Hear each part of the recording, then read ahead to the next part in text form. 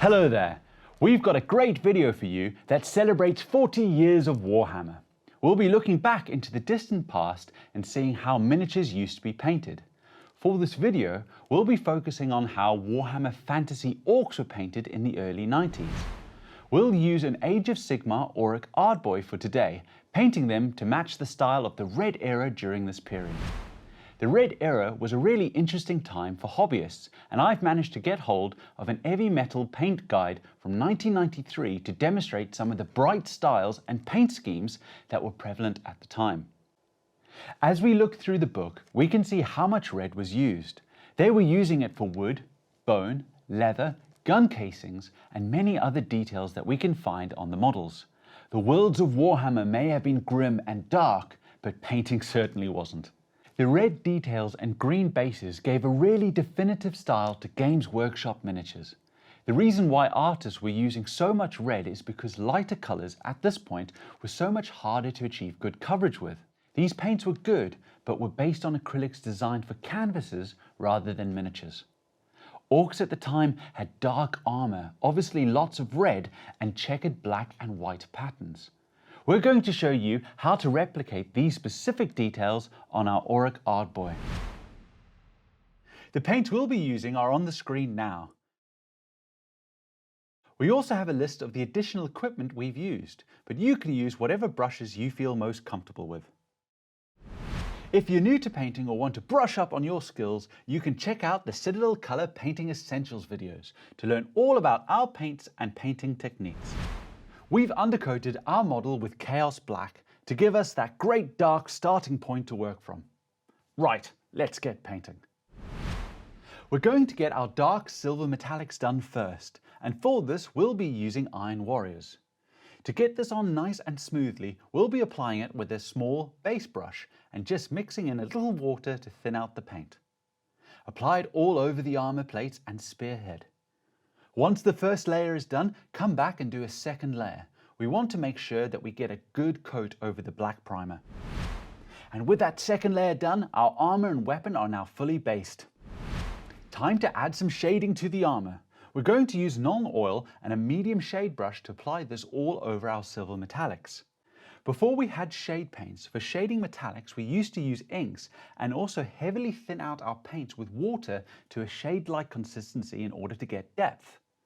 Nuln Oil and the rest of the shade range have really helped to quicken the painting process and are such a fantastic tool for us to use.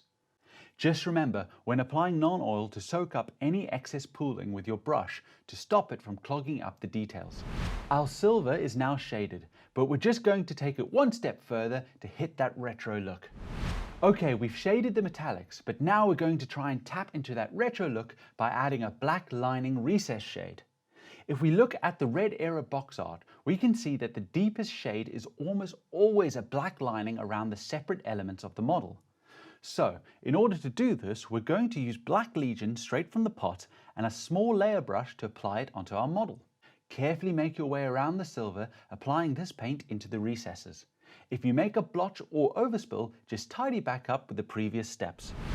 Nice, all our shading is done. Now to do some highlights. For our first highlight, we're going to thin out Leadbelcher with water to a glazed consistency and brush it towards the sharp edges of the spear. We'll be using a medium layer brush for this. When glazing like this, always brush towards the area that you want to be brightest, or darkest if you're doing the reverse. This is because the largest amount of pigment is left at the point where you lift up your brush. A good tip as well is to let your first layer dry completely before coming back to do another. This will stop you from just wiping away the first layer or leaving the dreaded and unwanted tide marks on your model. With the spear edges glazed up, it's time to do some more conventional highlights. Right, make sure you've got a nice freshly brewed tea with you, as we're going to settle in for a bit of a long process here, but it's totally worth it. We're using Stormhost Silver to carefully edge highlight all the edges of the armor and weapon, so a small layer brush will be perfect for this. Stormhost Silver is quite thin already, so just use a little bit of water to make the paint flow smoothly off your brush. When edge highlighting, there are a few good tips to think about that will help you control the process. Firstly, always try to edge highlight towards yourself as this will make the brush a lot easier to control compared to edging away from yourself. Also, the amount of pressure you apply on your brush will affect how the paint comes off the bristles and onto the model. So always try to hold the brush lightly, and this will allow you to control the paint and get consistent lines. Finally, where you can, run the side of your brush along the edges that you want to highlight, as this is an easy way to get nice edges done quickly. Where you can't do that, just use the point of the brush and think about the previous 2 steps when applying the paint. Don't be discouraged if it's not perfect straight away. Like many things, this is something that you need to do again and again and again to gain experience and muscle memory. Keep going and you will see the results. Okay, our metallics are fully highlighted and look awesome. We've left the right vambrace unpainted on purpose because we've got something cool to show you as well. Alright, if we look at the box art for these black orcs, we can see that on their vambraces that they have a checkered pattern on them. That's just so cool, and we definitely want to try and do that on our model. The first thing that we need to do is base the area with white, as it will be a lot easier to apply black over the white for the pattern than doing the reverse. In order to do this, we're going to use Corax White and a small base brush. Thin out the paint with water, and just remember not to paint the same bit over and over while it's still wet, as this will build up unwanted texture. Cover the vambrace with your first layer, let it dry completely, and then come back to do another. Repeat the process until you have achieved a nice solid base coat of Corax White. Okay, our white is done. Now to do the checkered pattern.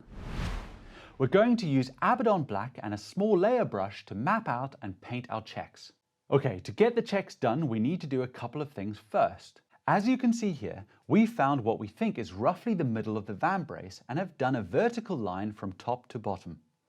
Once we've got that center point, we can then add some more lines to both sides of it, using our eyes to roughly keep them the same distance apart. This is around 1/3 of the length of a small layer brush's bristles. Once we've done with the vertical lines, repeat the process doing horizontal lines. Remember, when doing these, it's a lot easier to brush towards yourself, as this will help you control the paint. When that is complete, all that's left to do is fill in every alternative square with Abaddon Black. Just take your time when doing this and enjoy the process. If you make a mistake here, don't worry, just tidy back up with Corax White. And there we go, our checkered vambrace is complete. Right, with that stage done, we're going to do the red. We're going to base all the areas that are wood, bone and leather with Mephiston Red, and for this we'll be using a small base brush. Carefully make your way around the model, picking out the spear shaft, trousers and the horns that we can find on the helmet. As always, thin out your paint with a little water and do multiple coats to build up the coverage.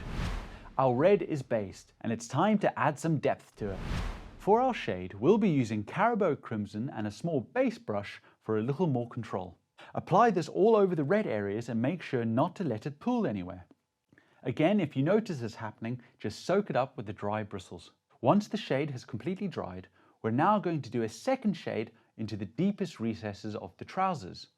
We're also going to do a second shade at the top of the horns where they meet the helmet and where the spear shaft meets the edges of any other detail. The shading is done, and it's now time for some highlights. We need to re-establish that nice bright red for the trousers and horns in the areas that we want them to be highlighted.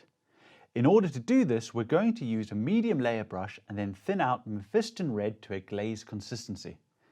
Carefully brush it over the raised details of the trousers to get that nice bright red back. We're also going to glaze it towards the tips of the horns. For this, we'll start at roughly halfway and glaze downwards towards the tip. Okay, our first highlight stage is done. Now let's brighten up our red even more. We're going to use Evil Sunz Scarlet and a medium layer brush to do our second highlight. On the trousers, we've thinned the Evil Sunz Scarlet down to a glaze consistency and, making sure to paint within the previous step, glaze it over the highest areas. We're also going to glaze towards the tips of the horns, making them brighter. When doing this, start a little further down, leaving the Mephiston Red stage visible. With the glazing steps completed, we now need to edge highlight the wooden spear shaft. Just take your time doing this, carefully picking out the raised bumps that we can see on the shaft. Our red is starting to look really cool. Just a couple more steps to go. For our next highlight, we're going to use Wild Rider Red.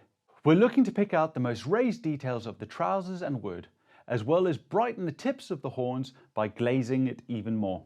When glazing on the horns, start further down nearer the tips so that we have a nice natural gradient from our previous steps. Okay, we're almost there with our highlights, just one more step to go. We're on to our last step. All we need to do now is just pump up the brightness of our red a little more, and for this we're going to use Fire Dragon Bright and a small layer brush to help control the application.